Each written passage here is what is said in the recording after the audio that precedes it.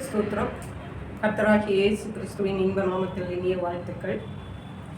துன்பம் உன்னை சூழ்ந்தலை கழித்தாலும், இன்பம் இழந்தேன் என்று நீ சோர்ந்தாலும், எண்ணிப்பார் நீ பெற்ற பேராசீர்வாதம்.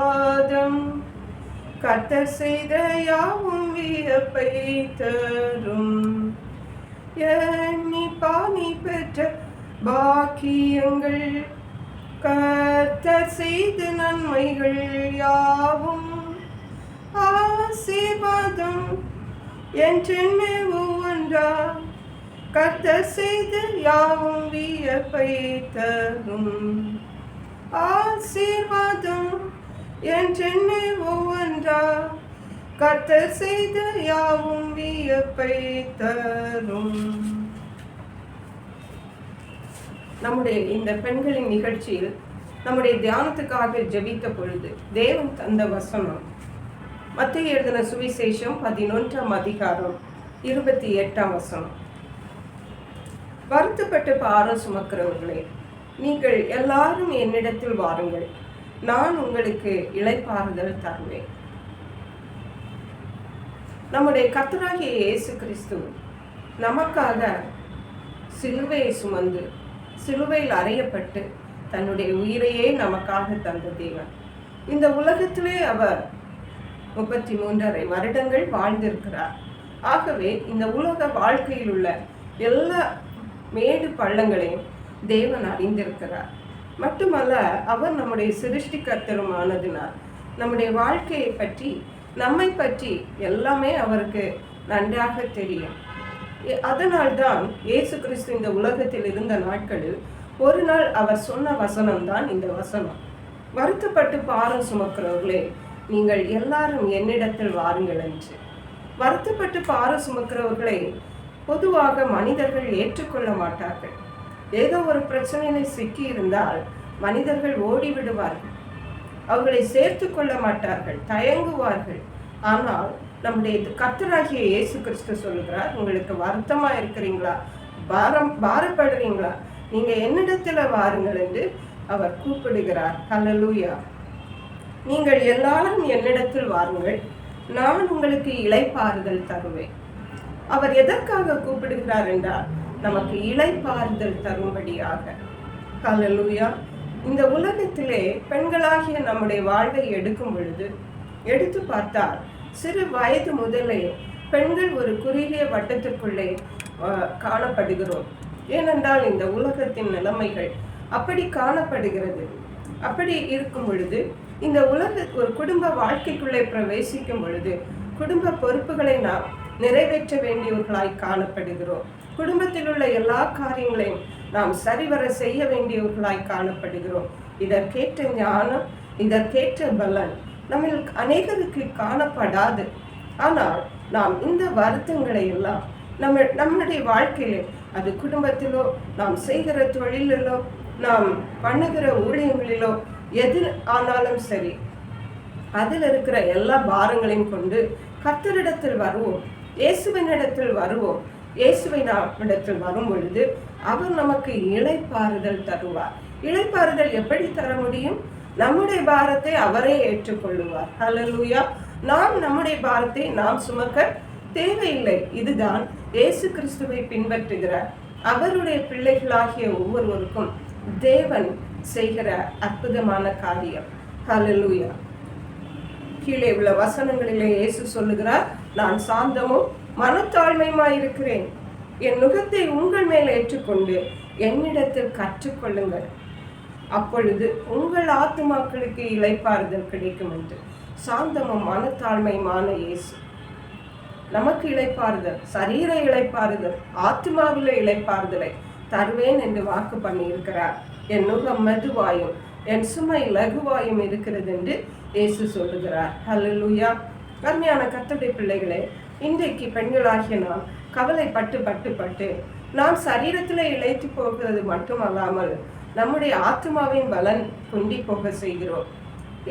தேவன் சொல்லுகிறார், கர்த்தர் மேல் உன் பாரத்தை வைத்து விடு, அவர் உன்னை ஆதரிப்பார் என்று சொல்லப்பட்டிருக்கிறது. இயேசு கிறிஸ்துவை அறிந்த அவருடைய பிள்ளைகளாகிய நாம் ஒவ்வொருவரும் எந்த பாரத்தையும் நாம் எடுக்க தேவையில்லை. நாம் அவரிடத்திலே கொடுத்து விட வேண்டும். ஹல்லேலூயா. அப்படியே டிரான்ஸ்ஃபர் பண்ணி விட வேண்டியதுதான். உலகத்தில் வாழ்க்கையில பாடுகள் உண்டு. இயேசு கிறிஸ்துவை பின்பற்றுவதனாலே நாம் பாடுகள் இல்லாமல் இந்த உலகத்திலே வாழலாம் என்று நாம் நினைக்க கூடாது. அது தவறு. இந்த உலகத்திலே பிறந்த ஒவ்வொரு மனிதர்களுக்கும் வித்தியாசமான பாடுகள் உண்டு. அதை அனைவரும் கடந்துதான் சென்று ஆக வேண்டும். ஆகவே தேவனுடைய பிள்ளைகளாகிய நாம் இதிலே நாம் அதிர்ஷ்டசாலிகள்.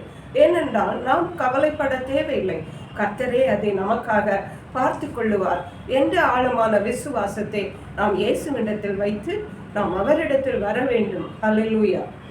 அடுத்தபடியாக பார்க்கும் பொழுது மத்தேயு 6ஆம் அதிகாரம் 6ஆம் வசனத்துல இயேசு சொன்னார், நீயோ ஜெபம் பண்ணும்போது உன் அறை வீட்டுக்குள் பிரவேசித்து உன் கதவை பூட்டி அந்தரங்கத்தில் இருக்கிற உன் பிதாவை நோக்கி ஜெபம் பண்ணு. அப்பொழுது அந்தரங்கத்தில் பார்க்கிற உன் பிதா வெளியரங்கமாய் பதிலளிப்பார்.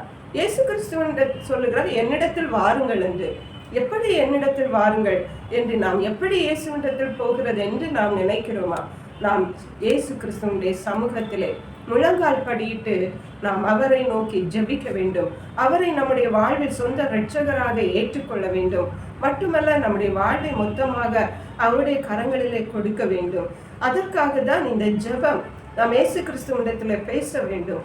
நாம் பேசும்போது மற்றவர்கள் காண வேண்டும் என்று ஜெபிக்கிறதல்ல, ரகசியமாக அறை வீடை பூட்டி அதற்குள்ளே தேவனிடத்திலே அந்தரங்கத்திலே நாம் பேசும் பொழுது, நம்முடைய காரியங்கள் எல்லாம் அவரிடத்தில் சொல்லும் பொழுது, தேவன் நம்முடைய காரியங்களிலே அவரே கிரியை செய்வார், அவரே பார்த்து கொள்ளுவார். நாம் சும்மா இருக்க வேண்டியதுதான். அதுதான் சொன்னார், வருத்தப்பட்டு பாரம் சுமக்கிறவர்களை நீங்கள் எல்லாரும் என்னிடத்தில் வாருங்கள் என்று. ஹல்லேலூயா. இயேசு கிறிஸ்து இந்த உலகத்தில் இருந்த மனுஷ ரூபமாக இருந்த நாட்களில் ஒரு நாள் இயேசுவும் சீஷர்களும் படகிலே ஏறி போனார்கள். அப்பொழுது அந்த படகு மூழ்கத்தக்கதாக பெருங்காற்றினாலே பெருங்காற்று அந்த கடலிலே உண்டாயிற்று என்று மத்தேயு 8ஆம் அதிகாரம் 26ஆம் வசனத்திலிருந்து வாசிக்கிறோம். அப்படி அவர்கள் படகிலே போகும் பொழுது இயேசு அந்த படகிலே நித்திரையா இருந்தாராம். அப்பொழுது அவருடைய சீஷர்கள் அவரிடத்தில் வந்து அவரை எழுப்பி, ஆண்டவரே எங்களை ரட்சியும், மடிந்து போகிறோம் என்றார்கள். இயேசு அவர்களோடு தான் இருக்கிறார். இயேசுவும் அதே படகில் தான் யாத்திரை செய்கிறார். அதே சிச்சுவேஷன்ல தான் இயேசுவும் அந்த பெருங்காற்றிலே அந்த படகுலே அந்த படகு அலசடிப்பட்டு கொண்டிருக்கிறது. ஆனால் இயேசு நிம்மதியாக தூங்கி கொண்டிருக்கிறார். ஹல்லேலூயா.